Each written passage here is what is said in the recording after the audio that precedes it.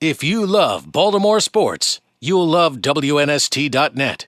Welcome back, WNST, Towson, Baltimore, and WNST.net. We are continuing our evolving, expanding coverage of Super Bowl 49. We're in Phoenix, Arizona. It's all brought to you by Charles Newsonoff & Sons. Valentine's Day on the way, and my wife has reminded me when she sees the silver trophy that silver and gold works for her. You go to charlesnewsonoff.com to learn more. Also, Continental Title. We got a guy here that's an old friend of ours. Looked better in purple, I thought, than he looked in some of the various other colors, including the Columbia Blue down in Tennessee. Welcome Derrick Mason back on the program. Mace, you're looking good, man. How you doing? I'm doing well. I cannot complain, even if I try to. Do well by doing good, cares. right? There Absolutely. you go. There we go. Back down in Nashville, yes? Yes, I lived there full time. My kids, Bailey and DJ, my daughter's in the 10th grade, so 2 more years.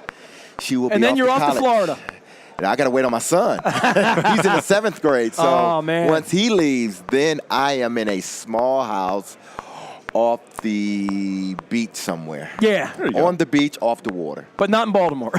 Not in Baltimore. Maybe a visit here and again. Here and there, yeah. In the summertime. Okay. What are you doing here? Just hanging out, meeting people, making friends? Yeah. I had a few things that I had to do yesterday. Rome show, some things with NFL Network, NFL Now, rather. And then I have a few more things I have to do the rest of the week. And then I'm promoting Swiftwick Socks.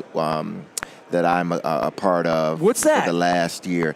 Swiftwick is a compression sock, but we've geared toward the athletes now. We were rated as the #1 running sock in the U.S. This past year. I'm wearing these crappy things, man. Yeah, you need to get Swiftwick. I guarantee you it will be the last sock you ever wear. You would throw every other sock out of your drawer. Does it feel nice? Oh, wonderful. I have them on now. Let me see them, man. Let me see what you got here. Oh,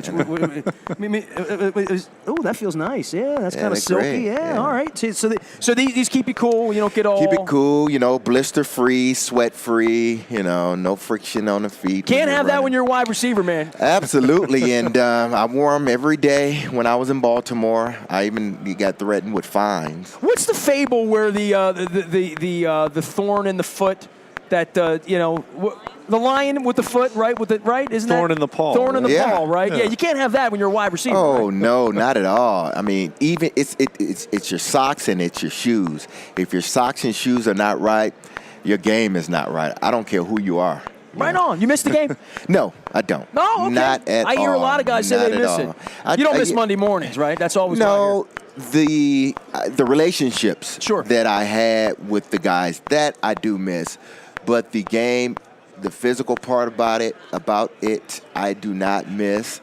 I played 15 long years, and not many at my position get to play that long, especially not having to deal with a bunch of injuries. I've only missed in a 15-year career, I believe, 3 or 4 games, and that was in the beginning of my career. And you saw a lot of guys in pain all over the place, all the time. Absolutely. So, I mean, I got all that I could out of the NFL, and the NFL got all it could out of me, and I'm satisfied with my career.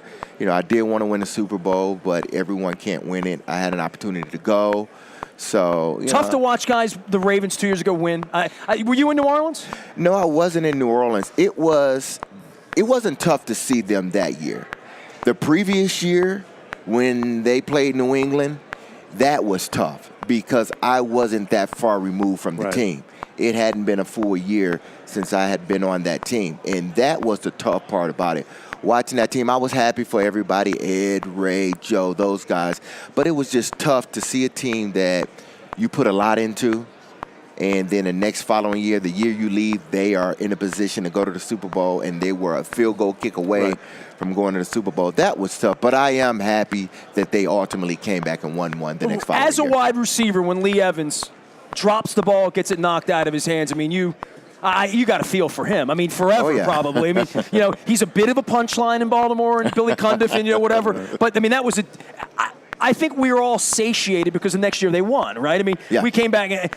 But you can't come any closer than Lee Evans did to holding on to that football. Yeah, he's a villain in Baltimore right now. I'm pretty sure. Villain, that's probably he's the bad guy. I think most people are okay with it now. I mean, you still have some fans hold grudges, but coming back the next year.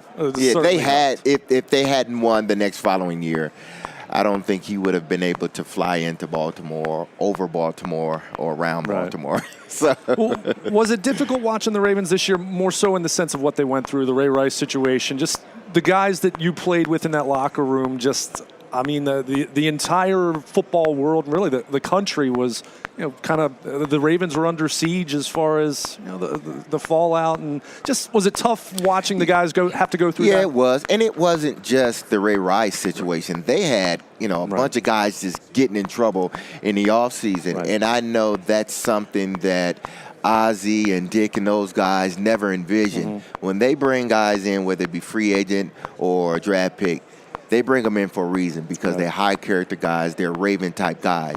And then all of a sudden you see, this new group of guys come in and everyone's getting in trouble. Now everyone's scratching their head. Is Ozzie getting the right guys in here? I believe he still is, but you always have a few guys, especially in this generation. This generation is much different from the past generation. Well, there's social media to capture everything. Absolutely. That part of the whole Ray Rice story is in 2004. Yeah.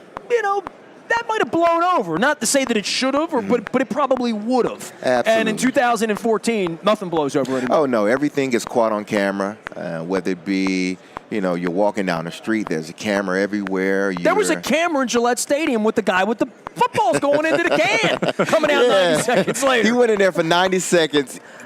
I don't think it was physically possible for him to deflate balls in 90 seconds. And then walk back out. But, with social media and these new things that they're coming out, it's hard for, a player or anyone to do something and expect someone not to find out. Because eventually, especially if you're a high-profile player, and you do something, it will eventually come out, So especially if you're doing it in a public setting. Did you think the Deflategate overblown? I mean, you played the game, you handled the ball. Just some thoughts for you on what you think of it, because everybody's had an opinion on it. Yeah, everyone has. And my first initial thought was Belichick had nothing to do with it. Even though he's a micromanaged type of guy, he has to have his hands in everything. The football, he can care less about unless it's during practice, as he spoke of, making it the worst condition possible for his team. But as far as on game day, he could care less about the footballs. My initial thought was, Tom had the balls the way he liked them. They took them back to the refs. The refs said, hey, we need to put some more air in it. Came back, Tom said, these balls don't feel the way they did when I let them go to you. So do something about it.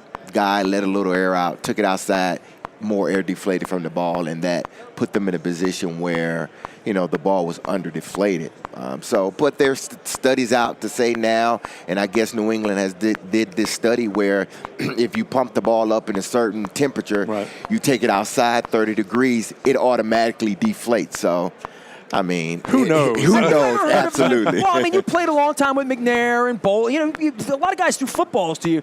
Did it ever come to you, even in practice, where the ball felt different? Yeah, in practice it did. During the games, there have been situations where I've spoken with Steve. Man, this ball is too slick. It does. What are they doing with these balls? And Steve would say, man, they just pulled them out of the box, something like that. So. Other than that, there was never a situation where I felt the ball was under deflated or over deflated. It was all about the slickness of the ball. The ball was not grippy enough, and that typically is because they bring them straight out the box, and the equipment guy doesn't have enough time to kind of go over the ball and do the necessary whatever he needs to do to get the balls right. If you love Baltimore sports, you'll love WNST.net.